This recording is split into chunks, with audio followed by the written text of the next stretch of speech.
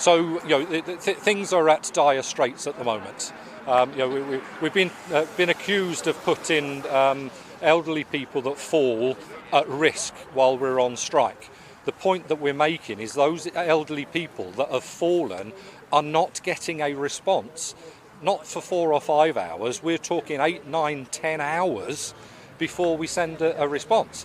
Just because we're striking today makes no difference to those individuals because they're not getting the service that they should be getting. And that's part of the reason we're doing this, is highlighting the system is at dire straits. It is going to collapse.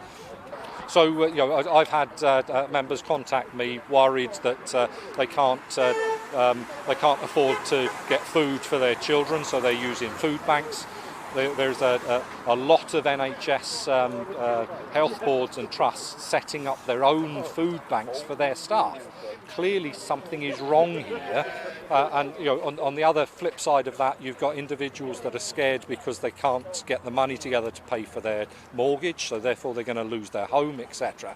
And it's all because the pay just hasn't kept up with inflation, and therefore they've got less to spend when everything else has gone up. They've just not, their pay's not kept up with that. They need to recognise that talking is best. Let's get round the table, let's talk, let's try to resolve this. It does not help, and it will not resolve the situation to try to silence medics on that work hard by changing the law and stopping them from striking. That's just absolute madness, but the public need to be aware that changing these laws not only affect these people, but it affects every single person who works in this country, their rights to be able to turn around to their employer and say, I'm not working because I'm not happy. Well, the problem of queuing up outside hospitals has been going on since I started 16 years ago, and it's just been accumulative over the years. The past 2 years, 3 years in particular, have got to the point where we've just had to come out and say something. It's something that none of us want to do, but we are glad to be given the opportunity of saying to the public something needs to be done. When you're queuing up outside hospitals, sometimes you can be there for 12 hours. You're basically stuck inside this little room no bigger than a prison cell, sometimes with very challenging, very demanding patients. But we see every patient as though they're a friend or a family member, so we give as much to them as we possibly can.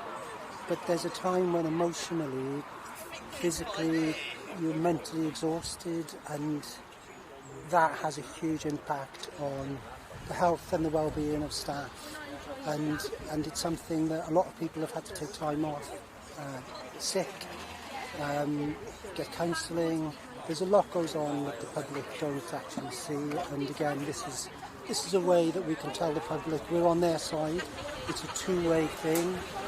We hope they support us, but we definitely support them because that's the job that we do.